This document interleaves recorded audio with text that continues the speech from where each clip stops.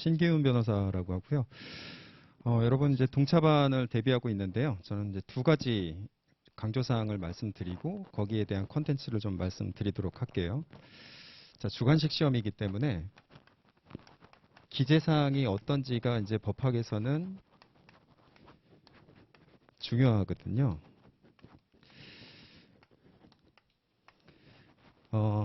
답안이라는 것은 적었을 때 해가 되는 답안이 내용이 있고요. 그 다음에 반드시 담아야 되는 내용이 있고, 그 다음에 담아도 점수를 받지 못하는 답안이 내용이 있죠.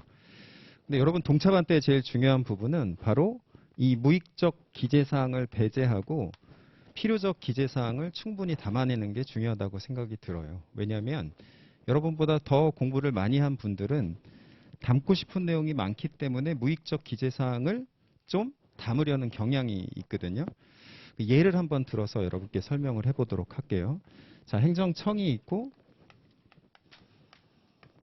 그 다음에 사인한테 조세를 부과했어요. 근데 이 조세 부과 처분에 대해서 이제 취소 소송을 제기하는 거죠.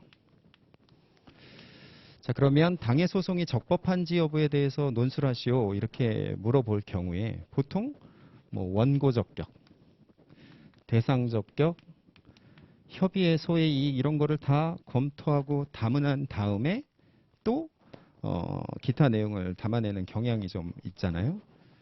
근데 사실은 이런 내용들은 당해 문제의 요구사항과는 무익적인 기재사항이죠. 그러니까 소의 적법 요건과 관련해서는 당해 사안에서는 전치주의 요건과 제소기간이 소의 적법 요건으로서 좀 유의미한 요건이 되는 거죠. 그건 왜 그러냐면 자, 조세부가 처분에 직접 당사자인 사인에게 원고 적격이 있다라는 것을 굳이 검토할 필요가 없는 거예요. 너무나도 당연하기 때문에. 그 다음에 조세부가 처분이라는 것은 행정행위에서 급부 하명에 해당이 되기 때문에 이에 대해서 뭐 1원설이니 2원설이니 담아내고 처분성을 논해준다는 것도 무의미한 거죠.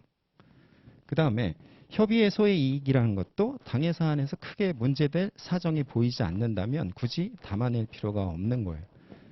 근데 그 조세의 내용이 지방세이건 국세이건 간에 전치주의 요건과 예외에 해당이 되기 때문에 그 다음에 또 소의 제기기간과 관련해서 소의 적법 요건이 문제가 될 가능성이 제일 많은 거죠. 그러면 여러분이 이렇게 필요적 기재사항에 대해서 얼마만큼 충실하게 담아내느냐는 우리의 쟁점을 카테고리별로 좀 정리를 해볼 필요가 있어요. 그래서 기와 관련해서는 자, 소송 요건과 관련된 내용들을 담아낼 수 있어야 되고요. 그 다음에 승과 관련해서는 소송 기술적인 내용들이 문제가 되겠죠. 그래서 당해 사안에서는 조세부가 처분과 관련된 소송 기술적인 요소로서는 집행 정지가 좀 문제가 될 수 있겠죠.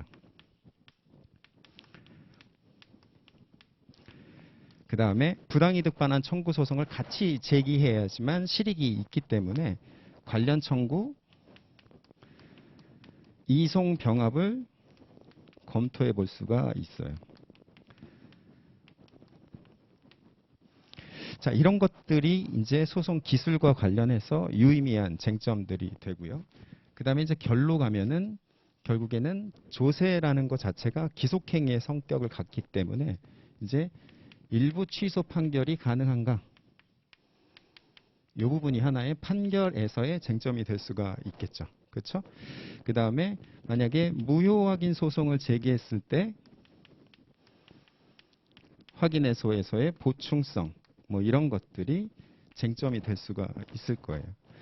그러면 어떠한 쟁점이 주어졌을 때 여러분에게 내가 반드시 담아야 되는 쟁점이 어떤 것인지를 뽑아내는 게 결국에는 첫 번째 과정인데 그 부분들은 다음과 같이 기승결해서 모든 쟁점들을 좀 일목요연하게 정리해보는 시간이 여러분한테 좀 필요하다라는 거예요. 그래서 마인드맵이라는 자료를 통해서 이런 내용들을 좀 간추려서 정리를 한다면 여러분들이 산재되어 있는 행정법의 쟁점을 좀 정리할 수가 있다라는 거예요. 그래야 내가 좀 자신 있게 쓸 수가 있겠죠. 결국에는 필력의 싸움이기 때문에 그 필력을 보충할 수 있는 쟁점의 정리가 매우 중요하거든요. 그래서 여러분이 동차반 때는 무익적 기재사항을 배제하고 필요적 기재사항을 충실히 담아낼 수 있는 부분, 이 부분이 가장 중요하다라고 강조를 하고 싶은데요. 여기에서 이제 그러면 필요적 기재사항을 얼마만큼 충실히 담아내느냐, 짧은 기간 내에. 그러려면 교재의 양이 좀 작아야겠죠. 그래서 여러분이 필요적 기재사항으로 담아야 되는 쟁점들은 최소한 컴팩트하게 정리될 수 있도록 가이드를 마련해 주는 것을 목표로 하고 있습니다. 그 다음에 이제 두 번째, 아까 제가 말씀드렸던 내용과 관련해서, 자, 아까도 강사분께서 말씀을 드렸지만, 자, 학설이 있고 판례가 있고, 그 다음에 생각컨대 이후에 이제 검토를 하잖아요. 자, 동차반 때는 여기에서 좀 더 과감하게 여러분의 수험서에 있는 표현이 아니라 여러분의 공법적 가치를 담아낸다면 조금 승부수를 띄워볼 수 있단 말이죠. 그래서 이것과 관련해서는 행정소송의 특징을 한번 보면서 여러분이 여기에 담아낼 만한 표현들을 사전에 어휘로 정리하는 것도 의미가 있어요. 자, 어떤 처분이 있을 때, 자, 여기에는 처분청이 있는 거죠. 그 다음에 여기 행정법원에서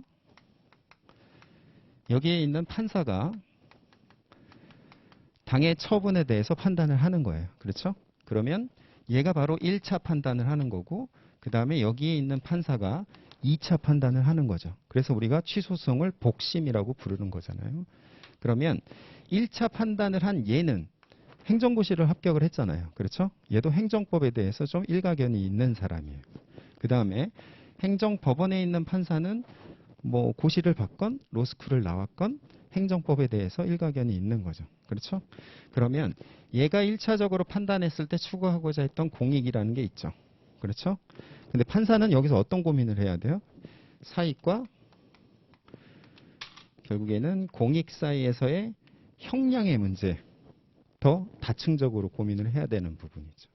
그럼 여기서의 사익에서는 결국에는 국민의 재판 청구권, 그 다음에 권익에 대한 고민이 있을 거고요. 그렇죠? 그 다음에 공익과 관련해서는 1차적 처분과 관련해서 자, 행정의 목적이라든가 그 다음에 효율성 이런 것들, 그 다음에 안정성 이런 것들을 고민해야 되는 거죠.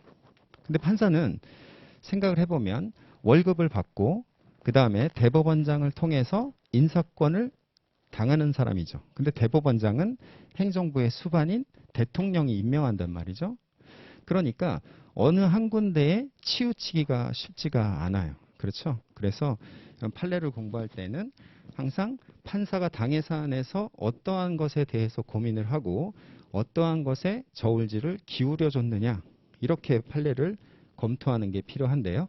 그래서 여기에서 사익과 관련해서 우리가 개별적으로 검토할 수 있는 이런 요소들, 그 다음에 공익과 관련해서 개별적으로 검토할 수 있는 이런 요소들을 어휘를 정리할 필요가 있어요. 그래서 결론이라는 것은 결국 행정법은 형량의 문제잖아요. 그래서 사익과 공익 사이에서 어디에 손을 들어줬느냐의 게임이잖아요. 그래서 공익의 손을 들어주면 판사는 뭐라고 얘기하는 거예요?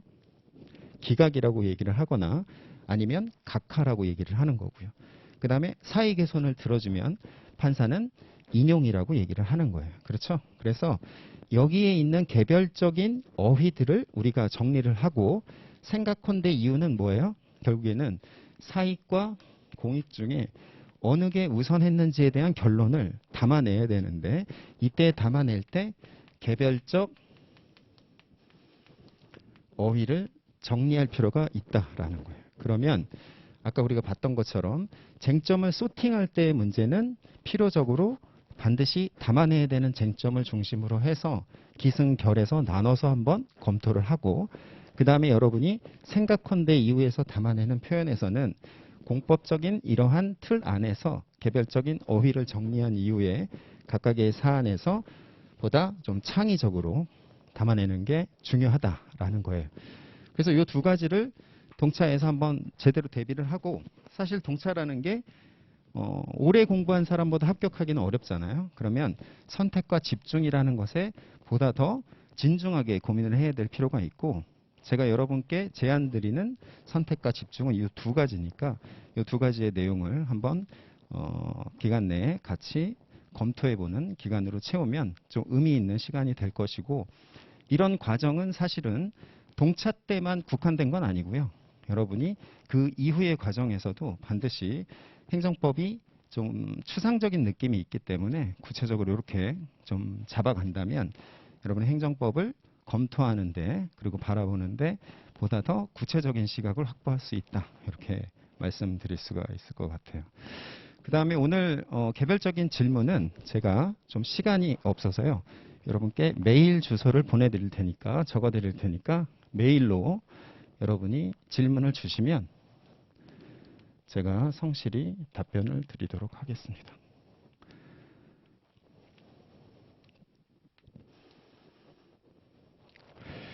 아무튼 여러분 건강관리 잘 하시고요. 또 동차반 때 뵙도록 하겠습니다. 감사합니다.